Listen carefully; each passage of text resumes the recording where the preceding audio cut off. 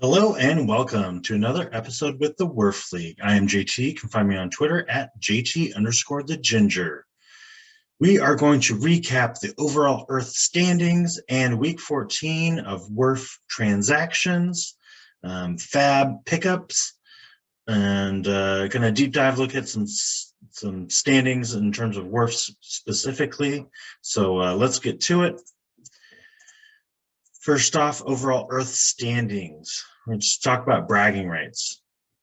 GLARF, overall rank, average rank of 34.4, BARF 35.4, WERF, TURF, and NERF behind those. So GLARF as a whole, as a league, doing the best so far, almost halfway into the season. And that flushes out Michael Gouvier, number one, 599 standings points, second overall in GLARF, but first overall in the Earth fight for the belt. Dalton Del Don strike team from Barf League, 2 spot, and Corbin, the WERF League in the 3 spot. Same names. We're starting to see each and every week. We're just jostling for a position. Top 14 teams having over 500 or 15 teams over 500 standings points. Lots of marine colors there, lots of turquoise, blue, and so that's always nice to see. WERF specifically also got Mark and John 11th and 12th back to back right there. Scrolling through, you can check this out at WERF League on Twitter. Tweeted it out. I tweeted it out. Tagged all the commissioners for all the other leagues. See where everyone stands. So I'm just kind of scroll through. Maybe you can pause and check out any name that stands out. But I was going to get to some overall points. And I was going to filter it and then not save it this time and mess me up. So let's give that a try. Overall points. So, overall totals. Doesn't really care what points. Let's see the totals, the pace. We're almost halfway through the year, 15-team league. What kind of pace would get you in like the top 15 to 20 or so? So we're going to go runs, pacing out 555, two-way tie. Lucas Beery, Max Freeze there. So ultimately over 500, you're doing well. Healthy offense. Home run, 179 home runs. Waterloo, so let's see, anything over 145 or so, top 20 home runs on the season. RBIs, 540. Waterloo again. Anything over 490 gets you in the top 15 or so. Wow, 537 Johns, and then Beery 536, and it kind of tapers off there. Stolen bases, it's kind of interesting to see the gap. So 88, Danny's team doing well. Wow, back-to-back WERF teams. Mark as well, 82 stolen bases. Then you've got some 70s, 60s. So if you're above 60, 15-team league, 60 steals on the season, you're pacing out well if you're looking at your own league, if it's close enough to compare. OBP over 338 or so will get you in the top 20-ish. And OBP at 350, Vegan Moo Tadell leading the way. So we're going to flip over to pitching, quality starts. Let's see if anything over 50 getting in the top 15 with a total of 60. From Mick of the Nerf League, Jake Hlusker, Cleveland Dustmites, David McDonald, 59, 57 respectively. So in the 50s, pacing out well for quality starts. Strikeouts. Well, here's quite a gap from 15th, 691, all the way up till Dave pacing out everyone 789, 30 strikeouts over the next closest, also GLARF participant, Michael, and then Venn Baseball 735. That's another big gap down from 759. So Glarf drafted well in terms of strikeouts. There's quite a few Glarf up here, quite a few Nerf, couple Turf, couple WERF, couple Barf. So like I said, this is open. You can check it out at WERF League. Tweeted out the link to this Excel spreadsheet just to mess around with it. See saves, pacing out 15-team league. Anything over 35 saves puts you in the top 15 with Joe Gullo at 53, John Fish 52, and Dan Strafford 51. ERA, let's see. Ooh, 2 teams sub-3 ERA on the season. Strike team, it's a lot of innings to put 200 or 722 strikeouts. Still have a 2.8 ERA. Well done. Strafford more kind of pacing out, probably a little less innings. Everyone needs to get at least 900 innings for the stats to count for pitching this year. So any ERA sub 3.33, which in the top 15 for a 15-team league pace. For these overall, I don't know why I did largest because it's me. Oops, pants down. I'm Sergio Romo over here. Let's do the least amount of whip. No one wants to see me with my pants down. 1.020. Dan Strafford. Well done, sir. Well done. Team P. Mamino, 18. Haven't read off that name yet. It's second, but ultimately a sub 1.11 or so, puts you in the top 15 for this overall, or you're doing well in your own home league or whatever league you're participating in. But I already did it. Let's just say, what's going wrong? I'm the only team with a 1.4 plus whip. It's starting to slowly come down, but yeah, I'm just going to shake my head. Streaming was not the way to go, or tough sledding. Same for the ERA. Nice. There's a couple teams near me now in the 4.6 range. Maybe we can earn some standings points that way. Again, I'm not want to go after saves, but George Bissell didn't go after him either. Hey, tip of the cap. Sean, Royal Sellers, Zach Waxman, Danny got all those steals. Maybe trade for some saves. I don't know. Todd Zola there. We're all single digits. See how everyone's pacing out on, in terms of strikeouts, it kind of correlates to innings pitched to some degree. Patrick, Matt Goodwin, Doug Ishikawa rode ahead. Zach Braff. So low on the strikeout. Maybe start rolling some streaming 2 starters, or at least keep a pulse on your pace. Fantrax is great. You can go team player page, min max, and then scroll down about halfway and see how you're pacing out for the season. It'll give your current total innings pitched and pace it out for the season. So that's always good, and give you what your league settings are. And for this, like I said, it's 900 innings on the season. Quality starts in the teens, Matt Goodwin as well.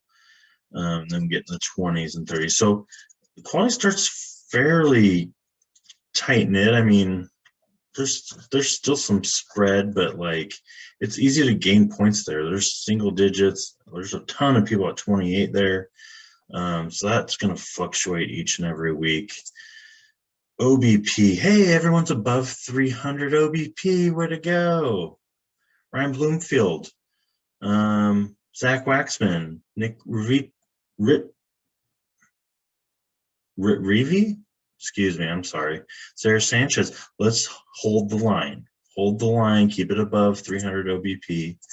Small amount of stolen bases. Okay, so this is another one quality starts, fairly tight knit. People are getting stolen bases. To have the minimum 32 out of Todd Zola, I mean, that's still a good number, but there's an overall component, and again, a way to make up ground in terms of standings points. RBIs, there's some teams sub 400 RBI on the season. Danny Werfel, so Sarah Sanchez, Mikey's team territorial pitchings. So struggling a little bit there, sub 100. No in the 90s, all three in the 80s. Bubba struggling for power. So this spread's a little bit bigger than what we're seeing, obviously, for quality starts and stolen bases. It's more prevalent than some stat that you can hopefully get more easily, knock on wood. And then again, just a handful there, sub 400 in terms of runs scored on the season. So that's kind of the high, the low, pace-wise. So let's flip it over. Let's look at some FAAB transactions. Week 14, WERF League. Zunino get picked up 1 FAAB unit. Daz Cameron 102 FAAB units. For now, it goes by the Palouse Posse. So that's Dave. I think I only put in like 15 or 10 for Daz. I didn't know. I'm really low on FAAB units in my wallet, my FAAB wallet. So ultimately, trying to be thrifty. Amir Garrett, yeah, might get some saves now. That Cincinnati injuries to both Antone and Sims. Garrett got a couple saves, I think, in the last week or two. So 68 to John. Zach Thompson getting picked up by Mikey, 101 FAAB units. Dropping Whitlock, who just got fairly cheap recently. Shad Long getting picked up by John, 38 FAAB units. Brad Brock, another Cincy pitcher that might get some saves, kind of committee. Follow Closer Monkey, highly recommend them in terms of just status of bullpens, closers, things of that nature. Daily updates, just sign up for the newsletter, boom. Get the morning update on closers all around the league. And rankings, somewhat of them. I have to search on the website for that. I ended up getting Ottavino. I had an extra spot available, and hey, like I just showed you, I could move up, and if I got a few saves, he's getting saves opportunities once a week, I think, or so, just depending on how often Matt Barnes is used. So spec ad, I don't know if 15 is too much, but whatever. I need some saves, and I think I can at least rely on some ratios when he's not getting that save opportunity and bring down the whip. Hey, so I can pull up my pants. Cal Quantrill is in Cleveland now. If you didn't know, I didn't. 77 FAAB units. Andy paying for him because Teles got sent down. So let's look at Cal Quantrill in Cleveland. They need pitchers, and he is pitching. That's a tough go against Minnesota. 4 1/3, 6 earned, 1 home run, only 2 strikeouts to 1 walk. Pulled early, only 63 pitches. Previous outings, Pittsburgh, 5 innings. Okay, no earns. That's not a quality start. Haven't seen a quality start yet, but he's getting starts. And lines up to pitch against Detroit. Okay, and then at Tampa Bay next week. So just 1 start this week. Detroit coming up. All right. Best of luck. Sounds good. I'm not sure 77, but hey, if you're wanting him, leave no doubt. Lock it up. Tyler Stevenson. That's another name I kind of threw out 15 to 20 on. Didn't get him here. Mikey got him for 30 FAAB units. Drop in McKinstry. Stevenson's been hitting the ball really well last month. So hopefully he just gets playing time. Didn't play tonight, as you can see. Drew Smiley getting picked up. Hey, is he still just riding well? Because I streamed him for a 2-start and then dropped him. But Andy gets him for 33 FAAB units, picked up the win, but were quality starts. So what did he do? 6 innings, 1 earned, boom, quality start. 3 strikeouts to go along with it. Against Cincinnati, that's a good outing. 5 2/3, barely missed a quality start there. He's starting to build back up though. Pitch count solid. He's going to be a nice matchup, lefty. So what's he got? He's got Friday, July 1st against the Mets, and then following week at Pittsburgh. I just kind of hold on to him if he's still sledding well, but just know you can always hit that eject button if need be. Miguel Cabrera, dropping Zimmerman, old first baseman for old first baseman. Do what you need to do, Dave. Johnny Cueto, I kind of wish I had gotten Cueto, I think, over Ottavino. I don't know. That's just kind of a 6 of one, half dozen of the other. Cueto's been pitching well. That's a nice pickup, Mark, for only 8, because I just think I put my order I think I had the same price for Ottavino, but ranked him differently because he's been pitching pretty solid. Did really well against Oakland 3 days ago. He's got his start against Arizona. That's what I was looking at. And St. Louis. Yep, should have prioritized them a little bit better. Those are 8 FAAB units. Well spent. Well done, Mark. Syndergaard getting a spec ad, 1 FAAB unit. The end. Kyle Muller. They need someone to stick in the 5th rotation spot there in Atlanta. 4 FAAB units. Go for it. Clint Frazier, fellow Ginger, AP, 2 FAAB units. Maybe Clint's playing a little bit more often than Franco, but that's a tough platoon on what the Yankees are doing because I think they're having Gardner, the lefty, hit more often, obviously, against the righties. More righties pitch. But we'll see. Hey, Frazier, post-hype sleeper, never know. Still got a half season left to improve. And that offense has not been good this year, but potential. Fleming getting picked up, a FAAB unit. Didn't know he's injured.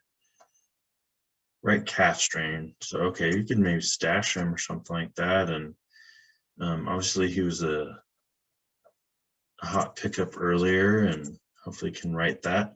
And Kyle's already been dropped today. Okay, well, anyway, that wraps up week 14. I will say that I want to go to some standings. So hopefully you won't see all the different ads for cornhole bags that I've been looking at. I bowl in the winter, and then I starting to play cornhole in the summer. So I just ordered me some bags, but I did quite a bit of research before I did that. So all my ads have been cornhole bags, maybe TMI, but it was a good transition to get to the standings. Point totals don't quite matter.